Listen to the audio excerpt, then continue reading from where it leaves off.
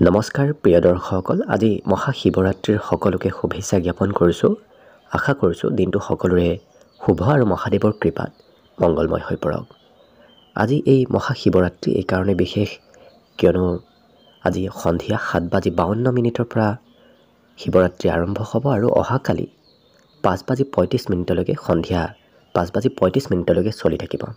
গতিকে আজিৰ দিনটোতে মহাশিৱৰাত্ৰি পালন কৰা হ'ব, কিয়নো ৰাত্ৰিৰ ভিতৰত যিহেতু শিৱৰাত্ৰি পালন কৰা হয়, গতিকে আজি শিৱ চতুৰ্দশী ৰাত্ৰিৰ ভিতৰত পৰিছে, গতিকে আপোনালোকে আজিয়ে পালন কৰিব পাৰিব।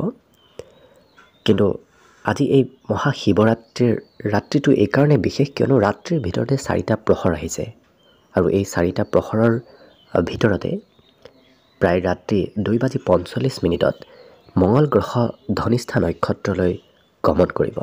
এই ধনিষ্ঠা নক্ষত্ৰত মঙল গ্ৰহৰ অৱস্থানে ৰাশিসমূহৰ ওপৰত বিশেষ প্ৰভাৱ দিব, কিয়নো উচ্চ অৱস্থাত মঙল গ্ৰহৰ পৰিৱৰ্তনে ৰাশিসমূহৰ বাবে বিশেষ সুখবৰ লৈ আহিব। গতিকে কোনটো ৰাশিৰ ফলাফল কেনেধৰণৰ হ'ব আজি আমি আপোনালোকক জনোৱাৰ চেষ্টা কৰিছোঁ। মেঘ ৰাশিৰ ব্যক্তিসকলৰ এই মহাশিৱৰাত্ৰিৰ দিনাখনৰ পৰা কৰ্মত বিশেষ ভাল ফলাফল লাভ কৰিব। বিশেষকৈ চৰকাৰী কৰ্ম প্ৰাপ্তিৰ বাবে যদি আপুনি প্ৰয়ত্ন কৰি আছে, তেতিয়াহ'লে আৰু অকণমান চেষ্টা কৰিব পাৰে। এইকেইটা দিনত কিবা ভাল খবৰ আহিব পাৰে।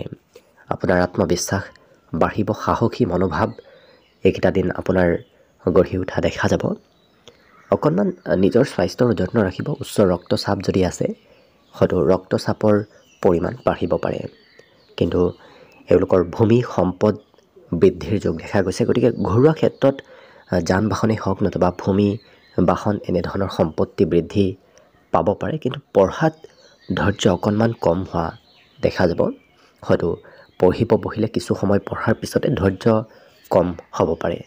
বাকী মেঘ ৰাশিৰ ব্যক্তিসকলৰ বাবে অতি শুভপ্ৰদায়ক কৰ্মক্ষেত্ৰত কৰ্মস্থানত মঙল গ্ৰহৰ অৱস্থানে এইকেইটা দিন কৰ্মপ্ৰাপ্তিত ভাল খবৰ লৈ আহিব। একেদৰে বৃষ ৰাশিৰ ব্যক্তিসকলৰ ভাগ্যৰ উন্নতি হ'ব। আকস্মিক কিবা ভাল খবৰ অহাৰ এইকেইটা দিনত সম্ভাৱনা দেখা গৈছে আৰু মনৰ আশাবোৰ পূৰণ হ'ব। ব্যৱসায় যদি কৰি আছে, ব্যৱসায়ত আপোনাৰ লাভৰ পৰিমাণ বাঢ়িব। বিদেশ ভ্ৰমণ হ'ব পাৰে, সৰু সুৰা ভ্ৰমণ যাত্ৰাৰ যোগ এইকেইটা দিনত দেখা গৈছে। কষ্ট এওঁলোকে অপাৰ কৰা দেখা যাব। গতিকে কাম কৰাৰ ইচ্ছা অকণমানো কম নহয়। গতিকে কৰ্মত দক্ষতা, কৰ্ম কৌশলতা বাঢ়িব। ভাতৃ ভগ্নীৰ কিবা ভাল খবৰ হয়তো আহিব পাৰে আৰু ঘৰত সম্পত্তিৰ আগমন হ'ব। বিশেষকৈ হয়তো ঘৰৰ কোনোবা ব্যক্তিয়ে ভূমি ভৱন বাহনো এইকেইটা দিনত ক্ৰয় কৰিব পাৰে। গতিকে তেনেধৰণৰ সম্ভাৱনাও দেখা গৈছে। লক্ষ্য কৰিলে বৃষ ৰাশিৰ ব্যক্তিসকলৰ বাবেও এই মহাসংযোগ অত্যন্ত লাভপ্ৰদায়ক। মিথুন ৰাশিৰ ব্যক্তিসকলৰ এই মহাসংযোগৰ ফলত উপাৰ্জনত বৃদ্ধি পাব। হাতত ধন সঞ্চয় হোৱাও দেখা যাব। কষ্ট কৰাৰ ইচ্ছা যথেষ্ট বাঢ়িব। কাম বনত আপোনাৰ অগ্ৰগতি হ'ব। কাম বন কৰাৰ ইচ্ছাও কিছু বৃদ্ধি পাব, কিন্তু স্বাস্থ্যৰ অকণমান যত্ন ৰখাটো ভাল হ'ব, কিয়নো সৰু সুৰা স্বাস্থ্যত প্ৰব্লেম আহিব পাৰে। গতিকে যিমান পাৰে নিজৰ স্বাস্থ্যৰ যত্ন ৰাখিলে এওঁলোকৰ আগন্তুক দিনকেইটা শুভ প্ৰভাৱ নিশ্চয় থাকিব। মহাদেৱৰ কৃপাত আপোনাৰ আশাবোৰ পূৰ্ণ হ'ব। একেদৰে কৰ্কট ৰাশিৰ ব্যক্তিসকলৰ এই মহাশিৱৰাত্ৰিৰ সংযোগে এওঁলোকৰ ব্যৱসায় বাণিজ্যত উন্নতি আনিব। ব্যৱসায়ত বিভিন্ন লাভালাভৰ যোগ দেখা পোৱা গৈছে। কৰ্মপ্ৰাপ্তিৰো প্ৰবল সম্ভাৱনা আছে। গতিকে যিসকলে কৰ্মৰ সন্ধানত আছে তেওঁলোকৰ কৰ্মপ্ৰাপ্তি হ'ব। বিশেষকৈ মেডিকেল ডিফেন্স এনেধৰণৰ ক্ষেত্ৰত কৰ্মপ্ৰাপ্তিৰ সম্ভাৱনা আহি পৰিব। আপোনাৰ আত্মবিশ্বাস বাঢ়িব। গতিকে সাহসী কিবা পদক্ষেপ হয়তো এইকেইটা দিনত ল'ব বিচাৰিব পাৰে। হাতত ধনো থাকিব। গতিকে ধন টকা পইচাৰো বৰ বিশেষ অভাৱ নহয়, কিন্তু প্ৰেমত খং ৰাগ অকণমান বাঢ়িব পাৰে। গতিকে যিমান পাৰে নিজক নিয়ন্ত্ৰণ ৰাখিলে অকণমান আপোনাৰ ভাল হ'ব। নহ'লে হয়তো প্ৰেমত বিচ্ছেদৰ সংযোগ আহিব পাৰে। বাকী সকলো দিশত কৰ্কট ৰাশিৰ ব্যক্তিসকলৰ বাবে এইকেইটা দিন খুব শুভদায়ক হৈ পৰিব। একেদৰে সিংহ ৰাশিৰ ব্যক্তিসকলৰ এই মহাশিৱৰাত্ৰিৰ মহাসংযোগে এওঁলোকৰ ঘৰত সা সম্পত্তি বৃদ্ধি কৰিব। অকণমান বিদেশ ভ্ৰমণ নতুবা সৰু সুৰা ভ্ৰমণ যাত্ৰা হয়তো মাজে সময়ে চলিব পাৰে। আপোনাৰ আত্মবিশ্বাস প্ৰবল বাঢ়িব। সাহসী পদক্ষেপ এওঁলোকে লোৱা দেখা যাব। সাহস আৰু দক্ষতা প্ৰবল বাঢ়িব। কিন্তু অকণমান স্বাস্থ্যৰ যত্ন ৰখাটো ভাল হ'ব। যদি উচ্চ ৰক্তচাপ আছে তেতিয়াহ'লে নিজৰ স্বাস্থ্যৰ বিশেষ আপুনি যত্ন ৰাখিব। শত্ৰু নোহোৱা হ'ব। শত্ৰু সন্তাযোগৰ সৃষ্টি হৈছে, গতিকে আপোনাৰ ওচৰে পাজৰে শত্ৰুবোৰ নোহোৱা হৈ পৰিব। গতিকে লক্ষ্য কৰিলে শুভ, কিন্তু নিজৰ স্বাস্থ্যৰ যত্ন ৰখাটো আপোনাৰ বাবে বিশেষ প্ৰয়োজনীয়। কন্যা ৰাশি।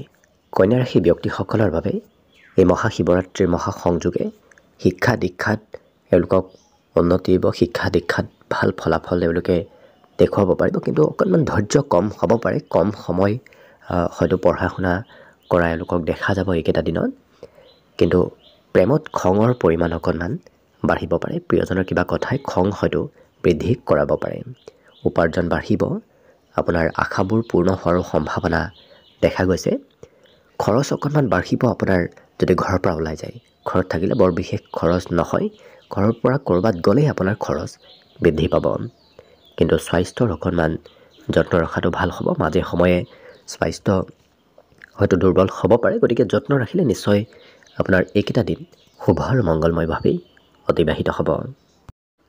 তুলা ৰাশি। তুলা ৰাশি ব্যক্তিসকলৰ এই মহাশিৱৰাত্ৰিৰ মহাসংযোগ আপোনাৰ চতুৰ্থ স্থানত হোৱাৰ বাবে আপোনাৰ ঘৰত সম্পত্তিৰ আগমনৰ সম্ভাৱনা দেখা গৈছে। সৰু সুৰা সম্পত্তি আহিব পাৰে। ঘৰত হয়তো গৃহ নিৰ্মাণৰ কামো আপোনাৰ চলিব পাৰে। আপোনাৰ সাহস দক্ষতা প্ৰবল বঢ়াব। বিশেষকৈ যদি ব্যৱসায় কৰি আছে, সেই ব্যৱসায়ত কিছু উৎসাহ আপোনাৰ দুগুণ বৃদ্ধি পাব। নতুন কৰ্মপ্ৰাপ্তিৰো সম্ভাৱনা দেখা গৈছে। চৰকাৰী কৰ্মপ্ৰাপ্তিৰ সম্ভাৱনাও খুব দেখা গৈছে। গতিকে চেষ্টা কৰক, নিশ্চয় সেই চেষ্টাবোৰ সফল হ'ব। আশাবোৰ পূৰ্ণ হ'ব। গতিকে যি ভাবি আছে সেই ভাবি থকা কামবোৰ সিদ্ধি হোৱাৰ সম্ভাৱনা দেখা গৈছে। আৰু বিশেষভাৱে উপাৰ্জনো এওঁলোকৰ বাঢ়িব। গতিকে তুলা ৰাশি ব্যক্তিসকলৰ লক্ষ্য কৰিলে সকলো দিশত দিনবোৰ খুব শুভ হৈ পৰিব এই মহাশিৱৰাত্ৰিৰ মহাসংযোগৰ পৰা। একেদৰে বৃশ্চিক ৰাশিৰ ব্যক্তিসকলৰ এই মহাশিৱৰাত্ৰিৰ মহাসংযোগে এওঁলোকৰ কাম কৰাৰ ইচ্ছা বৃদ্ধি কৰিব। এলাহ ভাৱ নোহোৱা কৰিব। নতুন কৰ্মত যদি অগ্ৰসৰ হয় সেই ক্ষেত্ৰত আপুনি সফল হ'ব পাৰিব। বিশেষকৈ পিতৃৰ কিবা হয়তো সহায়ে আপোনাক কৰ্মপ্ৰাপ্তিত লাভালাভ দিব পাৰে।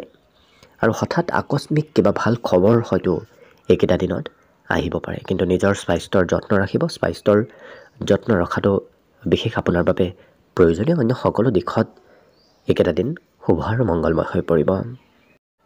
ধনুৰাশি।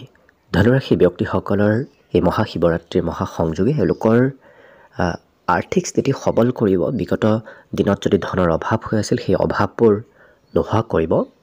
শিক্ষা দীক্ষাত ভাল ফলাফল দেখুৱাব পাৰিব। কিন্তু বৰ বিশেষ পঢ়াত হয়তো ধৈৰ্য নাথাকিব পাৰে। কম সময় পঢ়া শুনা কৰা দেখা যাব। আকস্মিক কিবা ভাল খবৰ আহিব পাৰে এইকেইটা দিনত। লগতে এওঁলোকৰ সৰু সুৰা যাত্ৰা ভ্ৰমণ হ'ব পাৰে। কিন্তু চকুৰ অকণমান যত্ন ৰখাটো ভাল হ'ব। বিশেষকৈ স্বাস্থ্যৰ যত্ন ৰখাৰ কিছু প্ৰয়োজনীয়তা আছে। মহাদেৱক আৰাধনা কৰক। নিশ্চয় এই মহাদেৱৰ কৃপাত আপোনাৰ স্বাস্থ্যৰ সমস্যাবোৰ দূৰ হ'ব। মকৰ ৰাশি। মকৰ ৰাশি ব্যক্তিসকলৰ বাবে অত্যন্ত লাভপ্ৰদায়ক হ'ব এই মহাশিৱৰাত্ৰিৰ মহাশিৱ সংযোগৰ পৰিৱৰ্তনে। কিয়নো আপোনাৰ ৰাশিৰ ওপৰত মঙ্গল গ্ৰহৰ অৱস্থানে আপোনাৰ আত্মবিশ্বাস, কৰ্মকৌশলতা, কৰ্মদক্ষতা বৃদ্ধি কৰিব। সাহসৰ পৰিমাণ যথেষ্ট বাঢ়িব। আপোনাৰ সৰু সুৰা সম্পত্তি ঘৰলৈ আগমন হ'ব পাৰে। ভূমি ভৱন বাহন এনেধৰণৰ সম্পত্তি বৃদ্ধিৰ যোগ দেখা গৈছে। যদি ব্যৱসায় কৰে, ব্যৱসায়ত আপোনাৰ লাভালাভ যথেষ্ট হ'ব। কিন্তু পত্নীৰ সৈতে পতি পত্নীৰ সৈতে সৰু সুৰা মতভেদৰ সৃষ্টি হৈ থাকিব পাৰে। গতিকে কিছু গুৰুত্ব ৰাখিব। স্বাস্থ্যৰো অকণমান যত্ন ৰখাটো ভাল হ'ব। মাজে সময়ে হয়তো ৰক্তচাপৰ পৰিমাণ অকণমান বাঢ়িব পাৰে। গতিকে নিজৰ স্বাস্থ্যৰ যত্ন ৰাখিলে বাকী সকলো দিশত এই মকৰ ৰাশিৰ ব্যক্তিসকলৰ বাবে অত্যন্ত লাভপ্ৰদায়ক হ'ব এইকেইটা দিন। একেদৰে কুম্ভ ৰাশি ব্যক্তিসকলৰ বাবে এই মহাশিৱৰাত্ৰিৰ মহাসংযোগে খৰচৰ মাত্ৰা অকণমান বঢ়াব। হয়তো আপুনি ক'ৰবাত ঘূৰিব ফুৰিব কৰিব গ'লেই হয়তো খৰচ বৃদ্ধি পাব পাৰে। কিন্তু কৰ্মকৌশলতা বাঢ়িব। এলাহ ভাৱ নোহোৱা হ'ব। যদি ব্যৱসায় কৰি আছে ব্যৱসায়ত বিভিন্ন প্ৰকাৰৰ আপোনাৰ লাভালাভ হ'ব।